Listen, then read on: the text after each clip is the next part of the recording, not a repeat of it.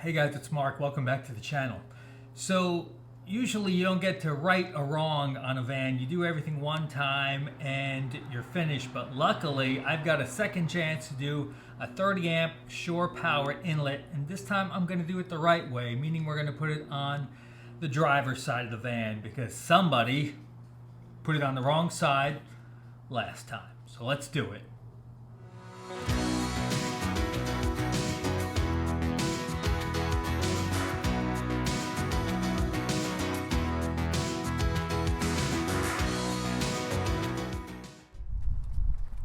You would think with 2 engineering degrees from like actual good schools, I'd have the intelligence to say, hey, when this thing opens, the sliding door is pretty much going to break it off.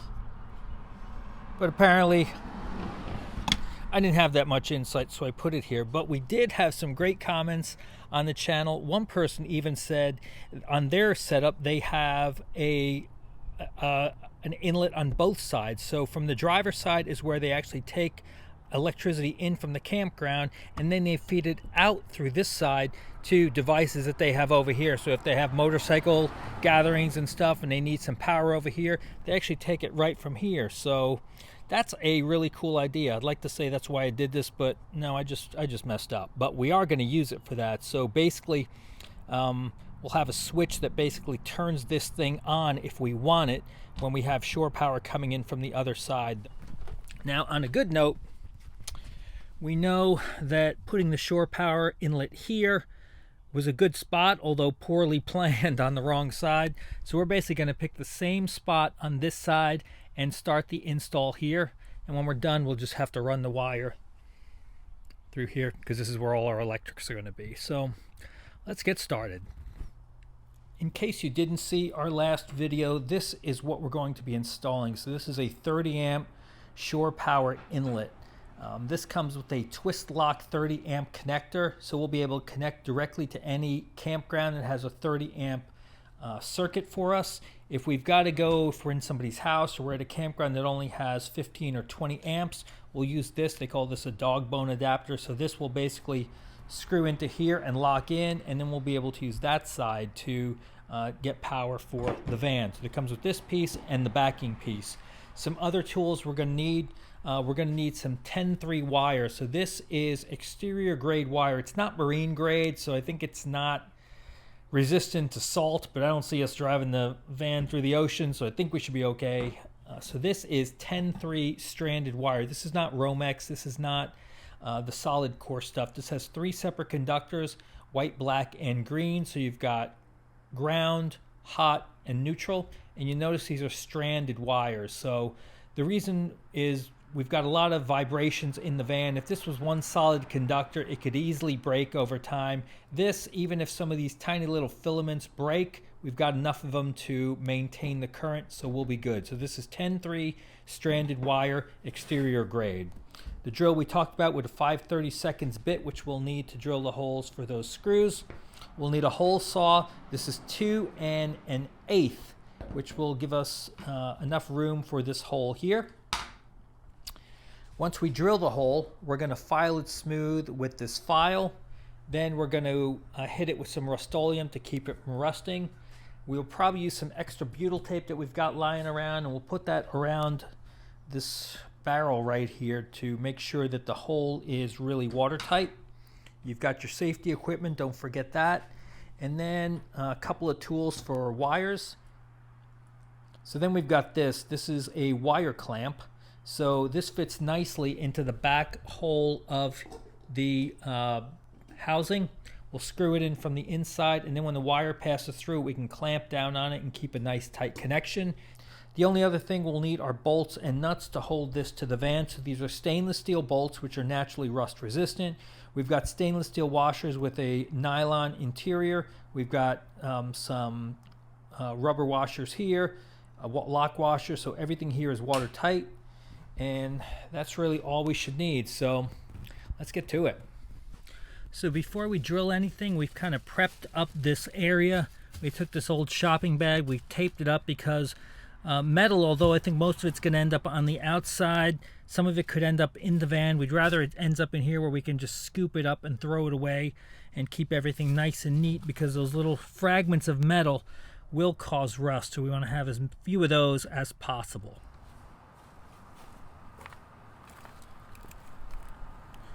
So from the inside, I've gone ahead and I drilled a little pilot hole just to show me from outside where I should start drilling. I'm going to take this hole saw and I'm going to go ahead and finish the hole right through here so we can install the adapter.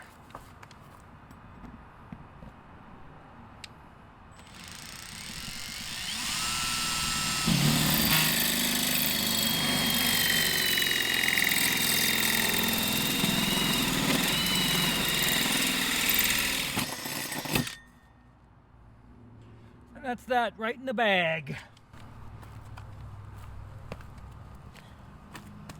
And at this point, before we do anything else, we're just going to check to make sure it fits. And it does. So we're going to get vacuum cleaner and clean some of this mess up. We'll clean up from the inside so we've got a nice clean area to work in. And we'll go ahead and go through the rest of the process of getting this installed.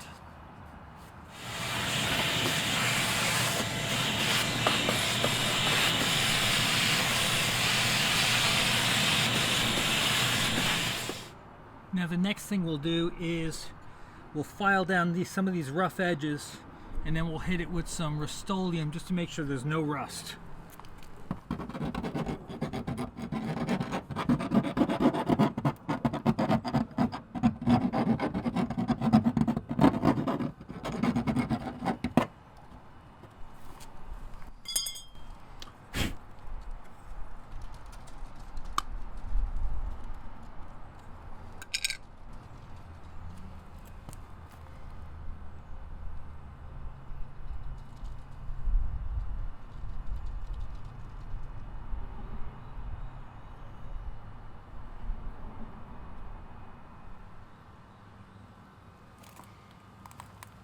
That looks good. While this is drying, we'll go in and we'll set up the wiring that we need in the back of the inlet.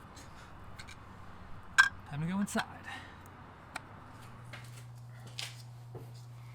So later on, when this thing is installed and the housing is put on, we're going to want a way to hold the wire. The wire is going to be going through here, and we want a way to secure that. So there's a couple ways to do it. If you have the flat marine grade wire, you can actually loosen this up and put it through here. That's one way to clamp it. Loosen these screws, put it through here, and then clamp this bar back down. Another way, the way I prefer to do it, is to get one of these wire clamps. These are available at Lowe's or Home Depot or really any electronics store. We'll go ahead and drop it in here with the screws facing up, and then we'll use this nut to tighten it. It's a bit of a bear getting this thing on at first, but once it goes on, it's pretty easy to tighten. And it's much harder to do when you're filming and trying to look somewhat competent. Alright, so this is going to sit like this with the screws up. The nut is in, as you can see, and we're going to go ahead and tighten it the rest of the way with some needle nose pliers.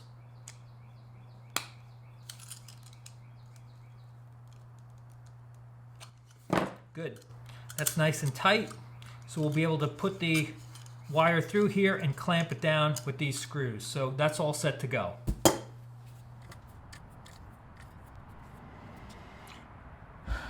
So the paint is dry, and we're going to go ahead and fit this in here and then drill 4 holes for the bolts so that we can get this thing screwed in.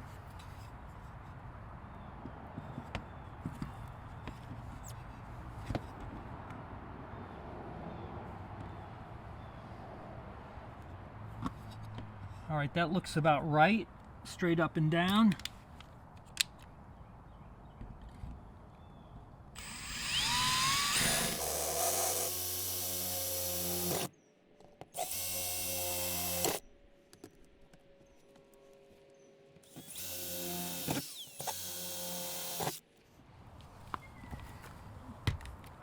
And I'm really hoping that's straight up and down. It looks good to me, but hopefully it's right. I think it is. All right, We're going to run the vacuum cleaner again and then put a little Rustoleum in these holes and start tightening it down.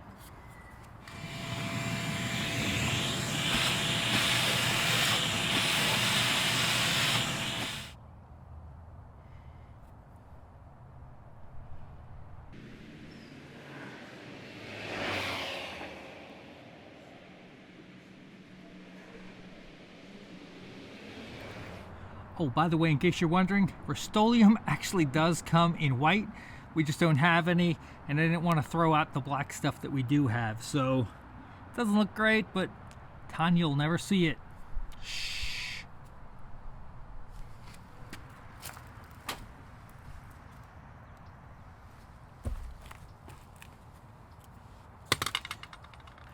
So one thing we learned from watching a bunch of videos is it is really hard to get the wires into the inlet once the inlet is screwed in. So we're going to go ahead and attach those now. So we've already stripped our wires and we're going to tighten them together.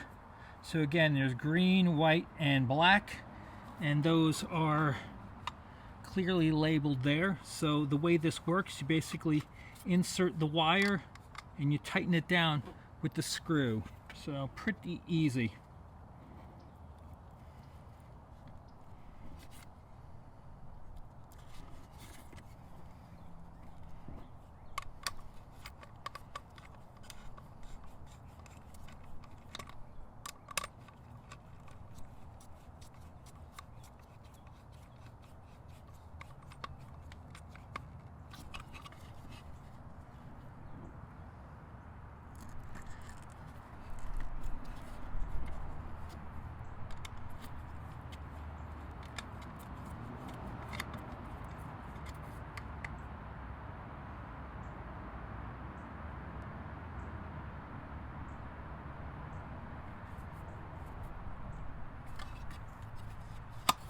And finally the black one.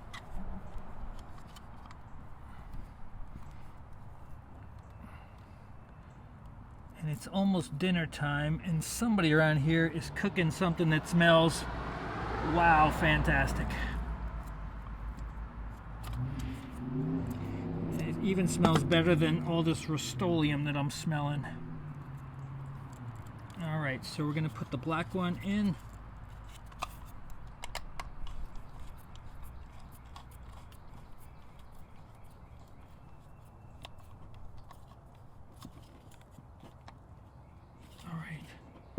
So those are really tight, they are going nowhere.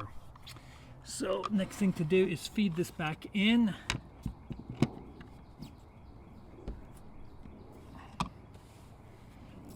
Oh, I almost forgot. So actually we need more than this. So the next thing I'm going to do is I've got some of this butyl tape left over. I always seem to have butyl tape left over. I'm not really even sure why I bought the stuff, but I always have it.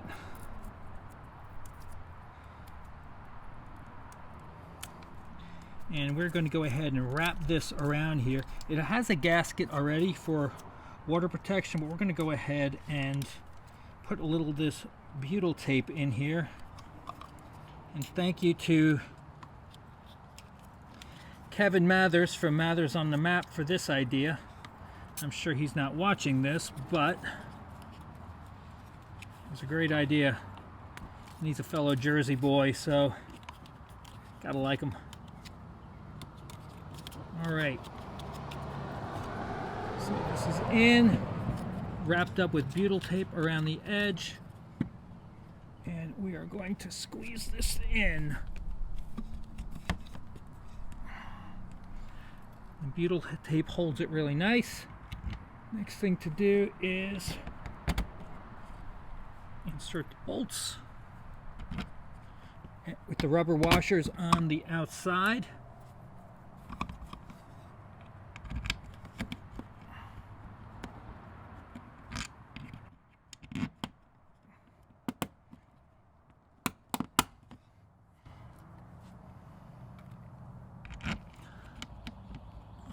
I think Tanya's going to say, you know, white washers would have looked better. She would have been right. All right, now we're gonna go in the van and tighten this all down and we'll be done.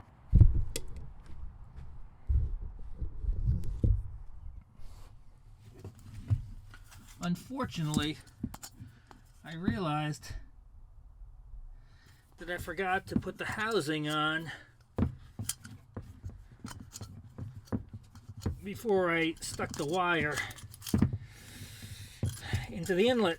So now I get to push this all the way through. Not the end of the world, but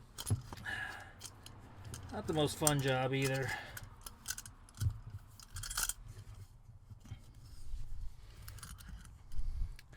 Now we're going to go ahead and fit this right here. So the next thing I'm going to do is I'm going to fit a flat washer, a small number 6 lock washer, and a number 6 nylon nut onto each of those 4 bolts.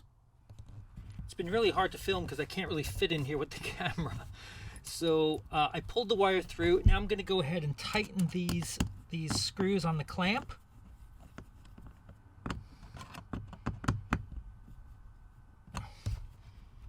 So that is pretty solid in there.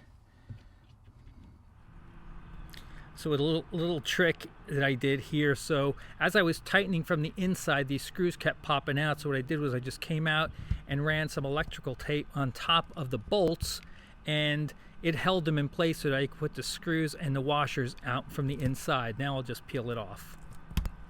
So what did we learn from this? We learned that mistakes are going to happen. They won't all be as easy to fix as this one, but there'll be a solution and you'll find a way and you'll keep going. So don't give up. So thank you so much for joining us on this video. Tanya did not help out with this one. It was my mess up, so I wanted to take care of the fix for it, but she'll be back for the next one. So if you like this video, click that like button, leave a comment below, and thank you for all the wonderful comments that you guys have left us so far. It's been a huge help to us and a great motivation. Click to subscribe if you want to follow along on our entire van build process. We'll be back next time to do some electrical. Oh, we have the floor to do, we have the ceiling to do, a lot of fun stuff coming up, so I do hope you'll join us. Until then, you take care.